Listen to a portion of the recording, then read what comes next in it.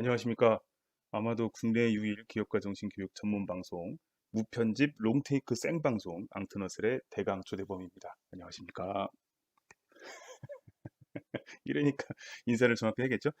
드디어 첫 방송입니다. 그 저번 주에 사실 이제 몇 분만 모시고 그 시험 방송을 한번 해봤어요. 어떻게 할 수 있나, 제가 어떻게 할 수 있나 이거 한번 해봤는데 방송은 이제 본격 방송은 올해가 지금이 처음이고요. 제가 이제 첫 방송의 주제를 이제 뭘로 할까 고민을 좀 많이 해봤습니다. 근데 이제 문득 예전에 우리 대학 때 전공서적 이렇게 보니까 용어 정리부터 시작을 하더라고요.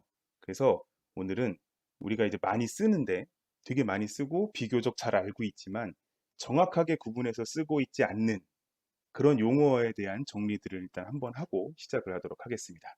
제 얼굴은 이제 가릴게요. 네. 네. 그래서 오늘은 표지는요, 표지에 대한 궁금증을 말씀하시는 분들이 좀 계신데, 표지는 저희 딸아이가 그려준, 네, 표지입니다. 그래서 이거는 그냥 저희 그 로고로 사용하려고요. 제가 이제 하고 있고요. 자, 그래서 오늘은 스타트업하고 창업, 그다음에 사업의 어떤 영역, 그 용어에 대한 이야기를 일단 해보려고 합니다. 그러니까 일단 저작권 때문에 모든 슬라이드는 제가 직접 만들었고요. 이렇게 만들다 보니까 이제 모델이 필요하잖아요. 그래서 모델은 항상 이제 저희 딸아이가 도와줄 것 같습니다. 물론 이제 본인의 동의는 받았는데 이 친구가 동의라는 단어를 잘 몰라서 일단 동의는 했고요. 스타트업하고 창업, 사업, 특히 이제 기업가 정신 교육하거나 아니면 창업 교육 하시는 분들은 되게 많이 들어보시고 그다음에 되게 많이 사용하시는 용어예요. 저도 그렇고요. 근데 이제 정확한 뜻이 사실 좀 애매하더라고요. 그 차이도 좀 모호한 게 있고, 심지어 같은 이야기인데 사용하는 용어가 다른 경우들도 있어요. 그러니까 같은 이야기를 하시는데 어떤 분은 스타트업이라고 표현하시고 또 어떤 분은 창업이라고 표현하시고, 그래서 여쭤보면 같은 거 아니야? 다른데? 이렇게 표현하시는 분들도 계시고, 그래서 제가 여기저기 찾아보고 뭐 여쭤보고 뭐 이렇게 했더니 예, 다 달라요. 사람들마다 달라요. 교수님들부터 전문가들, 선생님들 모두 되게 다양하게 사용하고 계시더라고요. 그러니까 저랑 똑같은 의미로 사용하시는 분들도 사실 별로 없었고, 막 되게 다양하게 뭐 한 100명, 100분한테 여쭤보면 한 50가지, 60가지 종류가 나올 정도로 이야기가 나올 정도로 되게 많이 사용하고 있고요. 심지어 나라마다도 조금씩 차이가 있는 것 같더라고요. 예, 뭐 스타트업 예를 들면 스타트업이라는 용어를 활용을 할 때 사용을 할 때 창업하고 완전히 같게 보시는 분들도 계시고 완전히 분리하시는 분들도 계실 정도로 그다음에 나라에 따라 또 다르고 근데 이제 어쨌든 큰 틀에서는 일치하는 부분이 있더라고요. 큰 틀에서는 일치하는 부분도 있어서 그 큰 틀 안에서 제 의견을 한번 정리해 보겠습니다. 제 의견입니다. 제 의견. 요거 이제 딱 10분 내외로 저 혼자 떠들고 나면 시간 되시는 분들 남아서 같이 채팅으로 이야기를 나눌 예정이에요. 그래서 만약 제가 이제 제 의견이니까 막 얘기하는데 저게 뭔 소리야 싶으시거나 아니면 에이 저건 아니지 싶으시면 남아서 같이 이제 채팅으로 좀 이야기를 좀 더 나누고 가시면 될 것 같습니다. 왜냐면 이게 조금 민감해요.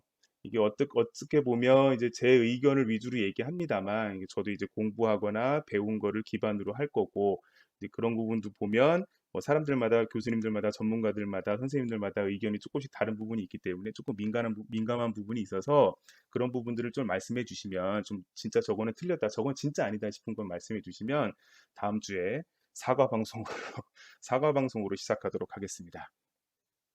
네. 뭐 사과 방송 할 일 없으면 좋겠네요. 네. 사업. 예, 사업. 사업 모르는 분 없으시죠? 왜 주변에 꼭 한 분씩 계시잖아요. 사업하다 실패하신 분들. 그래서 그분들이 실패하셔서 우리 가게에 지대한 영향을 미치는 그 사업입니다. 제가 학교에서 기업가 정신 교육이나 창업 교육 한지 거의 이제 10년 가까이 돼가는 것 같아요. 근데 이제 매년 한두 번 정도는 부모님의 전화를 받아요. 학부모님들. 뭐 선생님들은 아마 이유 대충 아실 거예요. 비슷한 전화 많이 받으시니까. 막 뭐라고 하시는 거예요. 전화하셔갖고. 막 저는 고맙다는 전화하신 줄 알았어요. 근데 애한테 바람 넣지 말아라. 우리 애 대학 보내려고 취업시키려고 학교 보내는데 왜 창업 바람을 넣느냐 하시면서 꼭 하시는 말씀이 우리 사촌 오빠가 우리 오촌 당숙이 우리 사돈의 팔촌의 형님이 사실 모르는 분 아니에요? 그 정도면? 그런 분들이 사업하다 망해서 막 우리가 막 이렇게 힘들게 살고 이런 말씀들을 꼭 하세요.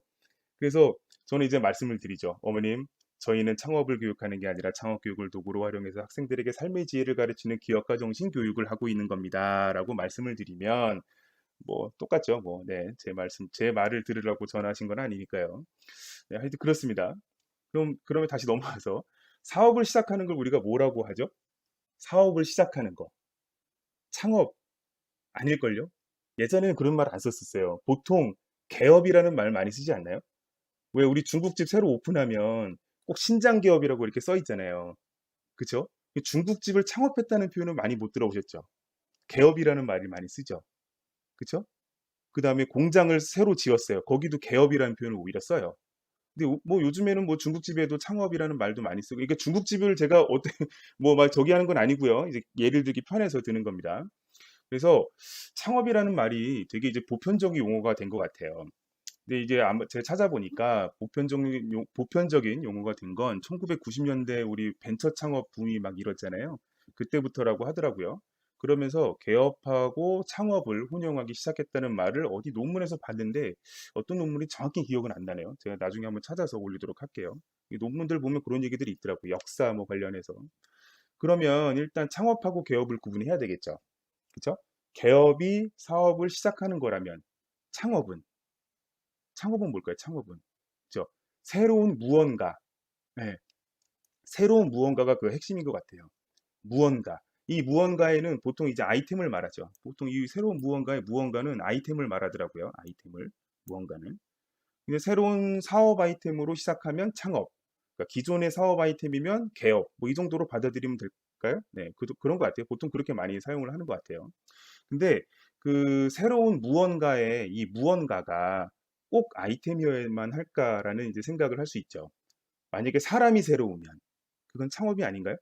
그러니까 많은 분들이 정의하는 창업은 뭐 고용 창출, 생태계 뭐 재정립 같이 시장에 새로운 가치를 부여하는 것이라고 한다면 제 생각에는 사람만 바뀌어도 창업이라고 할 수 있을 것 같아요. 저는 좀 관대한 편이거든요. 전 되게 관대해요. 사람만 바뀌어도 그 이익 관계자들 중에 바뀌는 사람이 생기고 그러면 그 사람에 의해서 고용 창출이 또 되고 또 그 사람이 새로운 방식으로 거래를 하고 하면 또 결과적으로 이렇게 하다 보면 새로운 질서가 만들어질 수 있잖아요. 그래서 뭐 사람만 바뀌어도 충분히 창업이라고 볼 수 있을 것 같고요. 좀 넓은 의미에서 보면. 그리고 그 새로운 무언가가 만약에 유통 방법이나 아이템 외에 유통 방법이나 비즈니스 모델 뭐 이런 거면 되게 신박한 아이템 못지않은 되게 새로움을 가져올 수가 있게 되겠죠. 시장 전체에. 그렇게 이제 새로운 무언가로 시작한 창업이 만약에 안정적인 상태가 되면 그때부터 사업이라고 할 수 있을 것 같아요. 우리나라 중소기업 지원법인가? 법 이름이 정확히 생각이 안 나네요. 거기서 이제 창업의 기준에 대해서 해놓은 게 있는데 창업가를 창업하고 7년까지를 창업가로 보더라고요. 그러니까 7년 안에 안정적인 운영이 되면 이제 그때부터는 창업가가 아니고 사업가가 되는 것 같습니다. 그러면 이제 창업 이야기로 다시 옮겨와서 만약에 창업이 되려면 새로운 무언가가 있어야 되잖아요. 그 새로운 무언가는 아까 말씀드린 아이템, 뭐 유통 방법, 비즈니스 모델, 뭐 사람일 수도 있겠고요. 그럼 이것들을 새로우려면 그 전 과정이 있을 거란 말이에요. 그러니까 뭔가 새로운 거가 나오려면 그 전 과정이 있겠죠.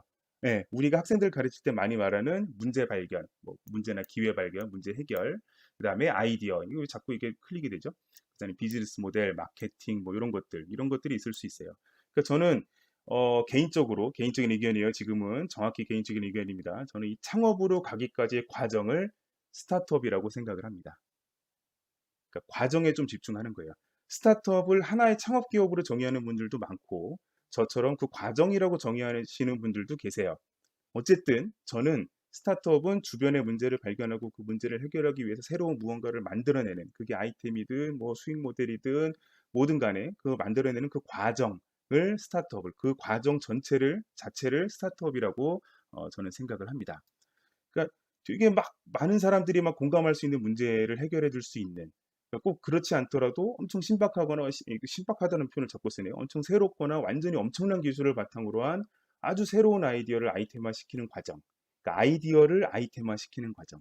그런데 그 아이템이 사람들한테 팔 수 있는 형태로 창업이니까요. 그렇게 만드는 그 과정을 스타트업이라고 생각을 하는 거죠. 문제를 발견해서부터 아이템화하는 과정까지.